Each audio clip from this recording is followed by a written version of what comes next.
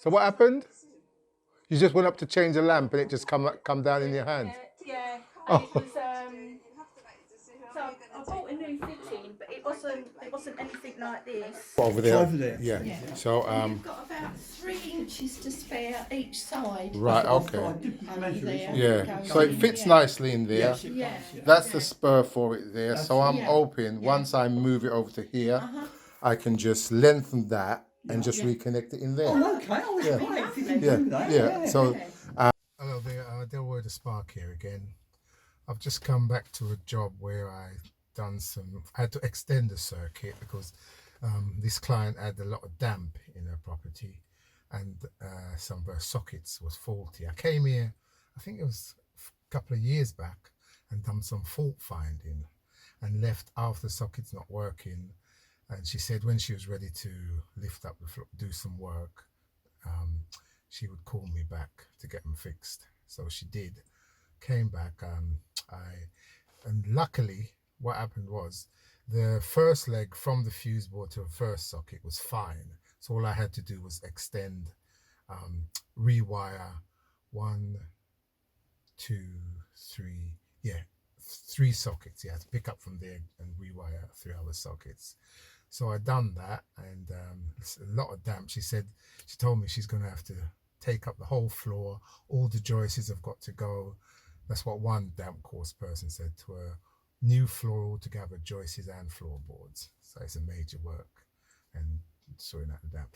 But anyway, they've got this lap fuse board, and you can't get replacement. You can't get new MCBs for them. No one sells them.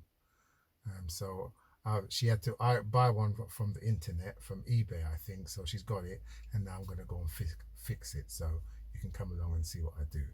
Okay, fine, thanks. Right, hi guys. This is something that I spoke about before, and I've actually got to do it now.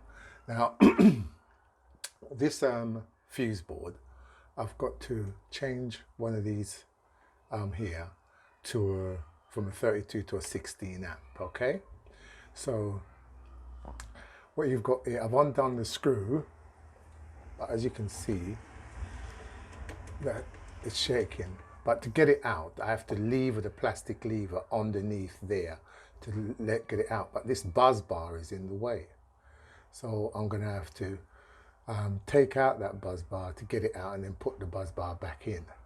Right, and that's why I'm saying that the ones that I use, where you just click it in and out, click it in, click it out, it's just so much easier to use. But anyway, I'm going to do it, and then I'll show you after. By looking at this, I don't know if you guys can see it, but if you can see, these ones here are pushed in more than this one here at the end. See, that's the sort of problem you have. I don't know if they sort of dropped it and put this one in and try to push it back up, but it's at a slant. That one is out far more than these ones here, right? So I'm going to try and take it out. Well, I'm going to have to drop the whole thing down to be on the safe side. So there you are. I've turned the power off there, yeah, and I've undone all these screws here. So now I'm going to drop that out. Right. So there you are. That's the one. I've had to pull that lever down so I can get that out now, yeah. Right. With the buzz bar in the way, you can't do that. So that's why I've had to drop it out. I don't know if any of you guys know a simpler way to do it, but that's the only way I know. So I've tried to undo all these ones and then see if you can lever it down, but you can't. You have to just drop it out. That's underneath. So you've got to make sure that all the openings like these are all wide or back right enough so that you can push. Make sure you get all the stems right in, and when you screw your screws in, they bite onto it tight. Because sometimes what I've come across, I don't know how they've managed it, but they've missed it. Either they didn't open the screw wide enough, not the opening wide enough to push it in, and they pushed it behind. You see that now? They're all pushed right up. There's no slant on it, not like that end one here. This one at the end here, when it was further down, now it's pushed right in. They're all pushed right in, as you can see. Right? And if you look underneath, you can see that they're all clamped properly. Right? They're all clamped properly. Another thing, guys, I wanted to let you know, I don't know if you know about this, you probably come across this. This lap fuse board apparently is Screwfix own make. Right? I've come across them before, but trying to get MCBs for them is you can't get them. Although Screwfix produce them, they don't supply them. You can't get them from anywhere. I had to buy that one off the internet, off eBay, I think. Yeah, eBay. But it says you can get them from B&Q. You go to B&Q. They said, no, none of their branches have got them. I phoned up Screwfix themselves. They say, yeah, it is our make. It is our own make, but we don't supply them. Phoned up your head office. And they phoned up their head office, said, yeah, we do make them, but we don't supply them, which doesn't make any sense. It's their own make, but they don't supply them. You can't get those lap MCBs from anywhere. So, okay, guys, so that's that job done. I hope you got the gist of what I was trying to explain to you, because what happens with that type of fuse board, what I've come across, is that someone's come along and changed one of those MCBs, and then what they've done, like if you say turn the screw say 3-4 times and you can get the MCB out, when you put it back, what you have to do is make sure you unscrew it a bit more, loosen it so the part where it goes into is wider, because sometimes what's happened is if all of them are not screwed back for you to get them on, you can miss one. So say the one you change is in the middle, and then you might get the first one tight, second one grabs, and all of them grab, but one in the middle, because you haven't screwed it back enough to get the stem into it, you tighten up, and you think it's gone tight, but it hasn't caught that stem, and the stem is just resting on it. And that's what I've come across that quite a lot, and it just burns out, friction and all that. So that's what I was trying to explain. Hope you got it. Hope you got something from it anyway. I've just been called out to a job to, they've got a faulty pull switch. And a lot of the cases I usually say, yeah, that should be simple, providing there's no complications. But whenever a lot of the times you come to these jobs and it's more than just the pull switch. I think from what they describe, it's like the string is gone, you know, so it's probably just taking down old and putting up a new. Hopefully it's like that. We'll see. Check you later. Right, I was called out here because they had a faulty pull switch, which I took down and installed a new one up there. Now, it works fine. The fan came on, okay, but the light didn't. Right. So when I took down the unscrewed it, took it down, left it hanging. This is what I found. The cables were still connected into that, and then they came out of that into a set of connectors, which was connected to that light there. See, it was connected there like that. Okay. Now, and the connections were loose. The connections that were in here were loose. Every time you touched it, the fan went off. So I tightened them up just to see if the light worked. The light didn't work. So I had to go away and get myself another light fitting. Because you got that big hole there, I went and got this fitting here, which I'm going to put up there. Okay, so I'll get on with that and see how it goes. Look at the earths. Look how short they are. No slack on the cable or anything. So I still got to maintain earth continuity. It's not going to be easy, but I'm going to try and do. Still got to maintain earth continuity, so just have to get it done. All into the chop box. There's my flex coming out to go into the fitting. That was a struggle, but at least it's done the best I could do it properly. There's the fitting up and working. Fan's working, but watch. Right, the fan should have an overrun, but I don't know whether it's a fan with an overrun and they wired it wrong, or it's a fan without an overrun, so they just put the light, the switch line with because what you've got is old yellow 3-core yellow, blue and red coming from the fan. They've put the yellow and the red from the fan with the switch line for the light, so that's why it switches on and off. But I wasn't here to do that. I was just here to fix the pull switch. End up having to fit a new light. They've been working with the fan like this for years, so that's it. As you can see, sometimes putting up a pull switch is not as simple as you think. The pull switch was quite straightforward. Couldn't get 2 good fixings. I got 1 good fixing, so that's that. And whenever you fit in a light, you have to take the ceiling rows down, get rid of the ceiling rows and connect it properly. But the amount of light fittings I see connected like that is all the time you see it. So that causes problems. But anyway, it's all done now. Off to the next job. Hello there, Delaware the Spark again. Today I've got a job to fit a water heater control.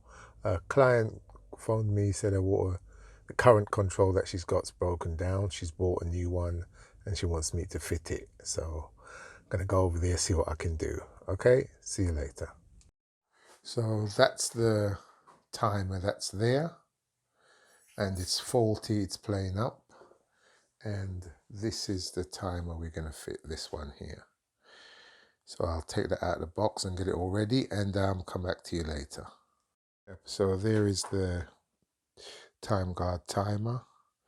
Take it apart and have a look inside and get on with fixing it, installing it. There's the cylinder there, the immersion heater. It's a double.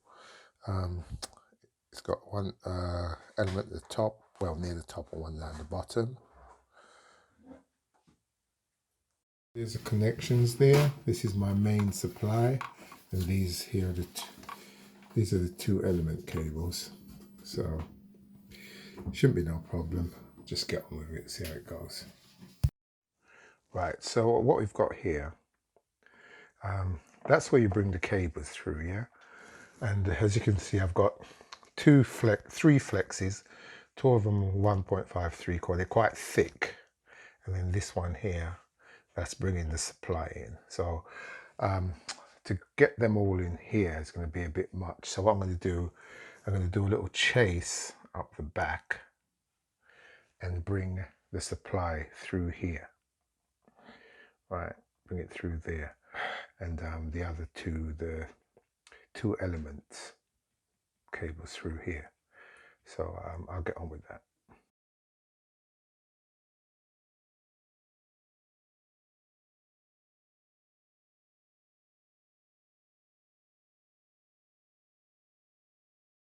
Yep, there it is, all up and running. Time is set and it's already preset to come in at 1 a.m. in the morning and go off 5 a.m. in the morning winter time, and 2 a.m. go off 6 a.m. summertime. Yep, so job done.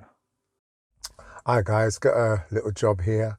I was told over the phone it was to move a storage heater to a new position and install a new point for it.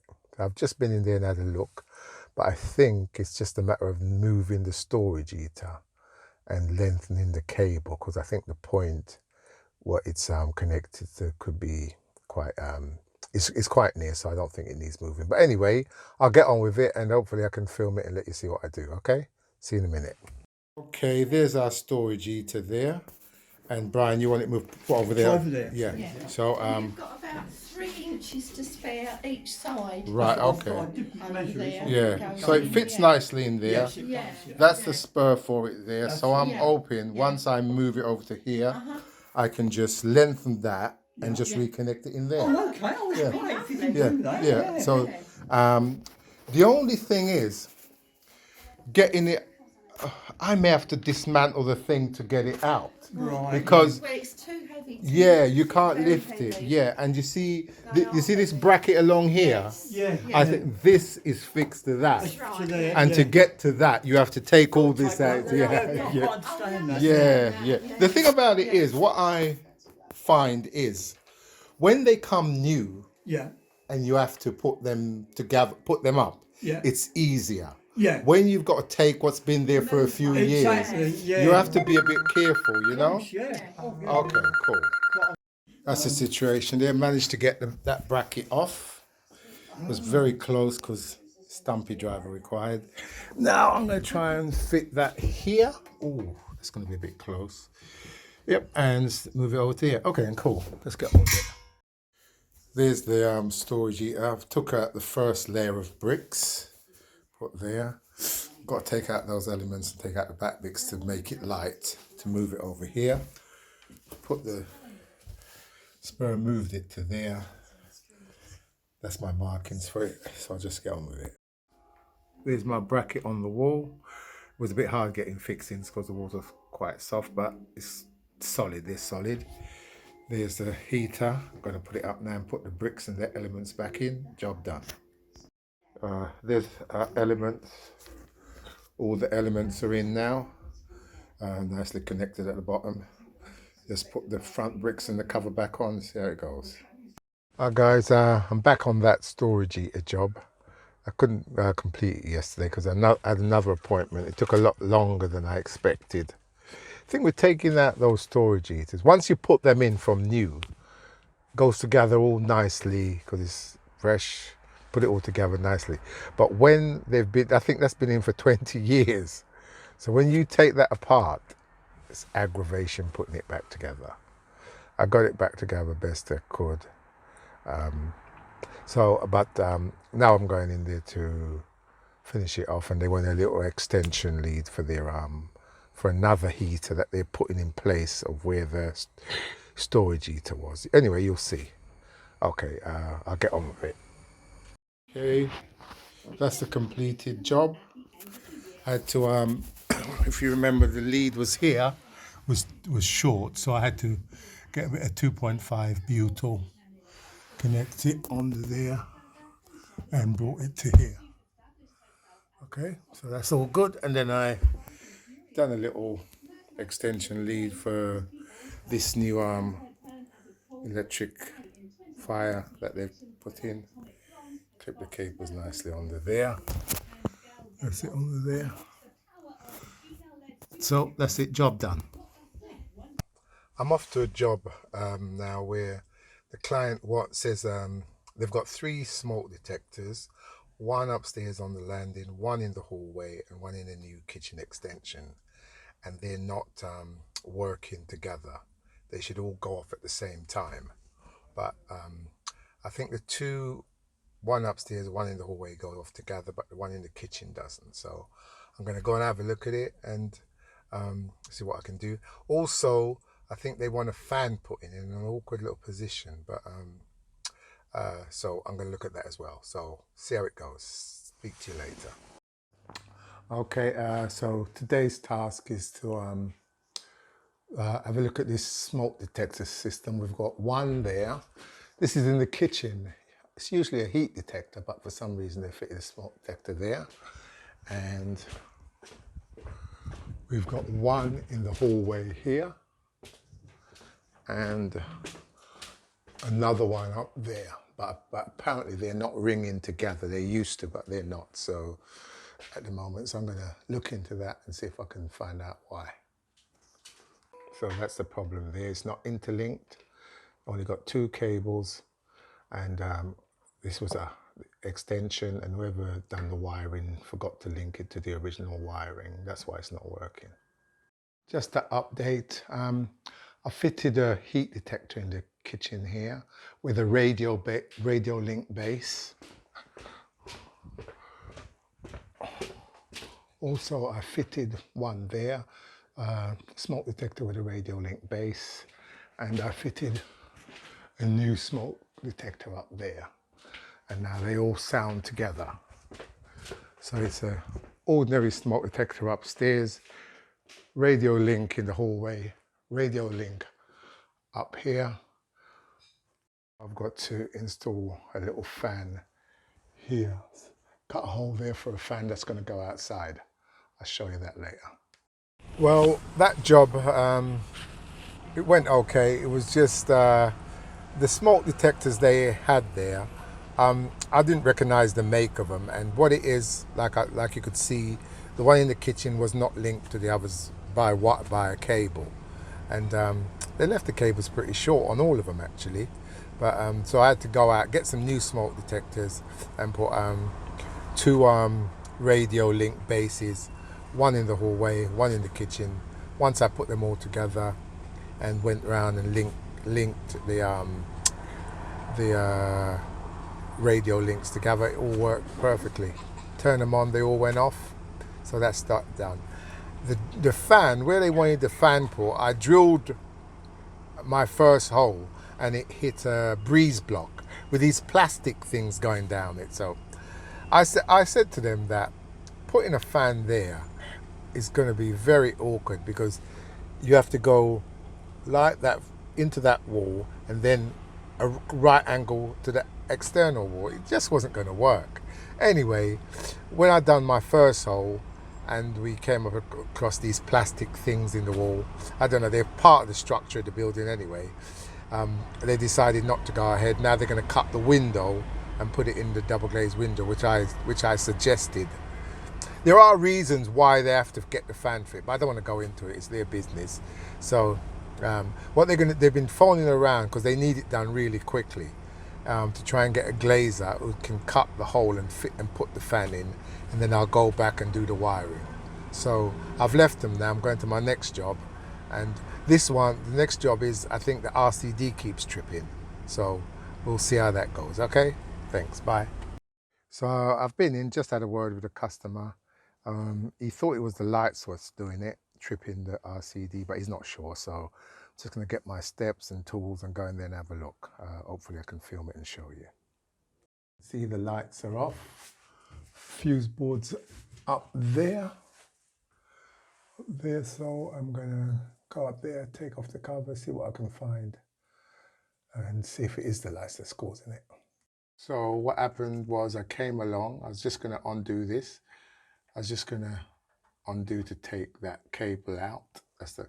And that just came out. It wasn't in properly. So that could be the problem, loose connection. It wasn't even in. Okay. The client said it first happened when they tried to switch on this light here. So I'm starting here. And there's a switch for it. I've had a look there, but I was thinking maybe the neutrals and live was down there, but I'm going to have to probably have a look at that fitting there. Yeah, there's 3 sets of those fittings here. And you've got 2 outside. I've got 2 outside lights, one there, one at the back. And you've got this light here. So it could be in one of these things. Just going to have to trial and error and see if I can find it. One of the problems with these things is, look, that's not fixed properly. Look at that. All stuff like that causes, look, it's just wobbling. Terrible. Here's part of the problem. I took this down. Water's coming out of it, look. Where the water's penetrated, I took down that fitting and took out the connectors. They were nicely done in Wagos, so that was good. So now I've took it down, and now I've disconnected at that point. So cables are separated, and I'm coming testing now.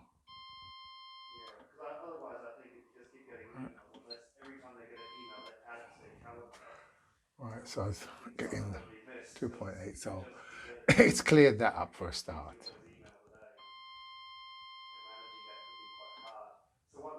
Okay, it's cleared that up. So what I'm going to do is reconnect it now and see what comes on. Oh, that's in there. I've disconnected the cables.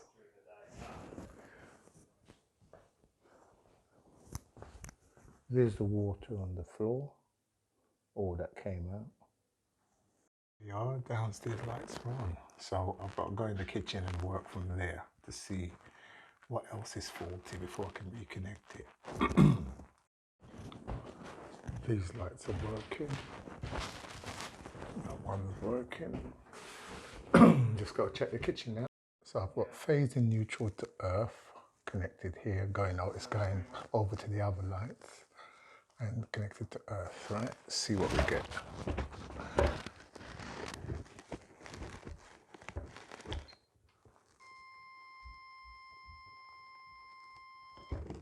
Right, that's clear. So I'm just going to check the switch line.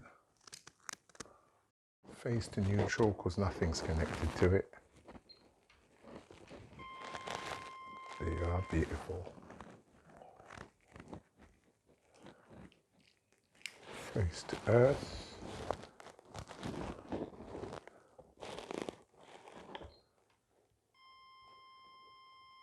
Beautiful. Neutral. Beautiful. So there I've reconnected it in. I'm going to put the cover back on. I'm going to put those in connectors and pack up and hopefully get all the lights working, and then we'll take it from there. All the lights are back on. One's on. So that's it. Just screw these switches back and job done. Right, that's another job done. The guy was saying that he had a Sparky came in before and thought he'd fixed the light, but then he tripped again, and then he said it must be the RCD. But just advice for you younger Sparkies out there, when you're doing this fault finding thing, in my experience, it's never the RCD, or hardly ever. It's always something to do with the circuit. So all you need to do is take your time and think, and then go through it methodically, and you'll find it. Because once you understand how circuits work, you know, it's only a feed from the fuse board to a light, to a next light, to another light, down to the switch, whatever. Once you understand that, you take your time and you'll sort it out. So just be methodical, okay? Hi there, Del with the Spark again. Today I've come to a job where it's a client I've worked for before, and I think from the phone call I had from him, I think he was trying to put up a light, and he's got the connections wrong or something like that. That's what it sounds like. So I'm gonna go in there and see what's wrong. Hopefully I can film it and show you what I do. Okay, see you soon. So you put that up, did you? Yeah. And it's not working That now. was my handiwork. Yeah, and it was working, but not working anymore. It stopped working twice now, so it was not working. I then took the wires out and put them back in. I think they may be loose, or there's two live wires in there, so I'm guessing something's wrong there. Okay. So it stopped working twice, and okay. I tried to make it work again on the weekend. I couldn't, so I called you. Okay then, cool. Guys, what was wrong here? This here, that switch line wasn't connected properly. As soon as I touched it, pulled it, it came out. And they've used those see-through connectors that I said, nothing wrong with that if you want to use them, but I don't usually use them. They can melt if there's loose connections. And the earths wasn't connected properly either. So I'm just going through the process of reconnecting it. And I'll show you when I'm done. That's it, it's all connected. Whenever you do these, always give your cables a nice pull. You know, give a pull on them to make sure they're in, because once you pull them and they don't come out, you know they're well fixed and everything. So just going to push everything into the thing and put it back up. Should work perfectly. As a matter of fact, could you switch it on? I want to check that you've got earth continuity here, because sometimes when people put fittings up themselves, they don't do the earths properly. So you may not have earth continuity here for all I know. And this is a metal fitting, it needs to be earthed properly. Yeah, I just took this switch off and that switch line just popped out, so it wasn't connected properly. That's why the lights wasn't working, hopefully. So I'll reconnect that and hopefully get it working. Yeah, look, you see that? That's an intermediate switch that they've used. Still works though, it makes some breaks, so I suppose that's okay. Switch it on and off? Yep, there you go. It's all working. It's all good. Yeah, well, what you had a loose connection up there. The switch line just popped out as soon as I took the fitting down. You had a loose connection at that switch. It just popped out as soon as I took the switch off, as you saw for yourself. But yeah, it's all cool. Oh, so you control that by your phone? Oh, okay, that's cool. Well, that's another little job over. You always get that sort of problems when people try to connect stuff themselves.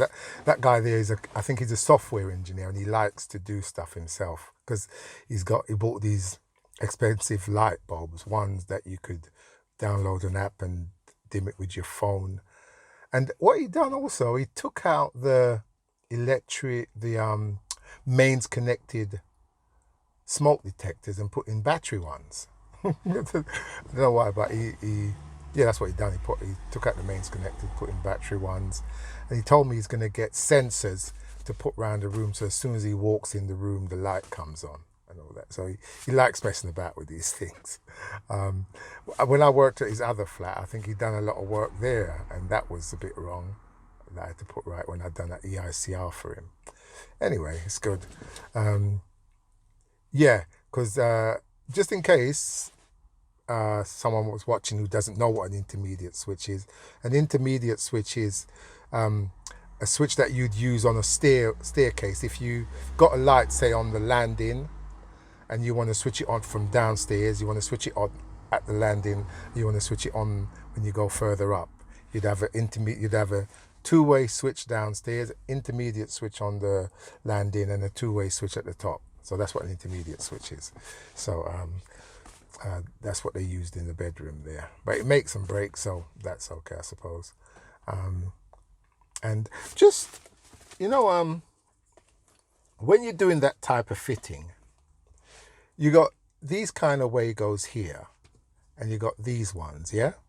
Now, these ones, I prefer these ones because the levers are stiffer, and when you put them down, to me, the levers on these ones are a bit flimsy, right? But no, they're not as stiff as these ones. So I usually use these ones, but when you're doing fittings, and these ones are flatter, when you're doing fittings like that, and if you can get these ones are flatter because they take up less room.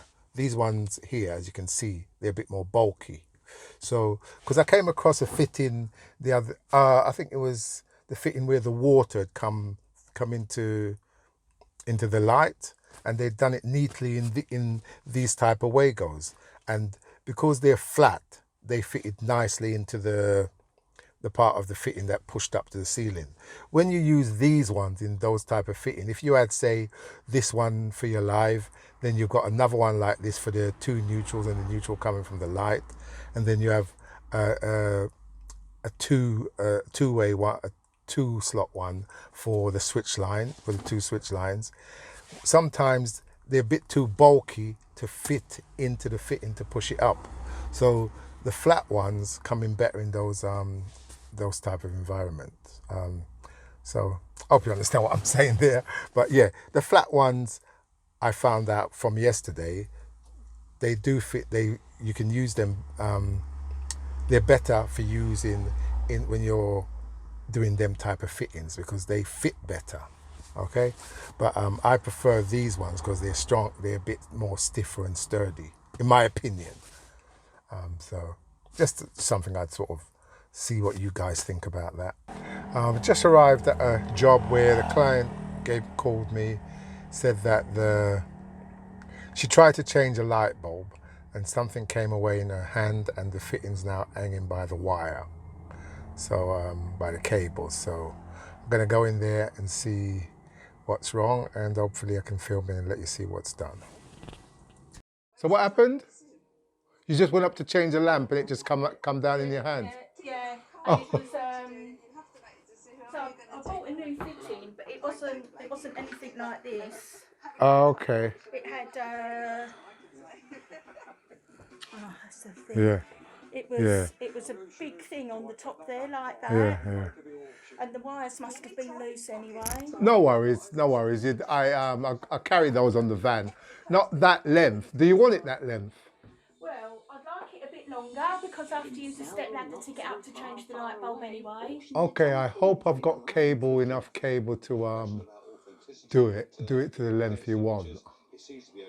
Okay, Well, it's not any shorter than it was anyway. It's yeah. the same length that it was before, but I'll leave it up to you. You're the expert. Yeah.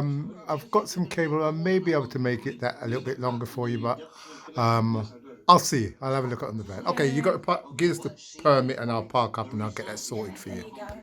Talking about that one there, you see that one, but not wanting to cause you more expense.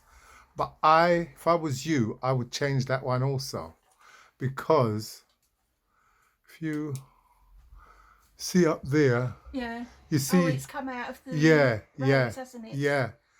Okay. If I was you, I'd change that one as well. But you know, it's up to you. I'll just do the one that you called me in for. But the same thing may happen there. But I see someone.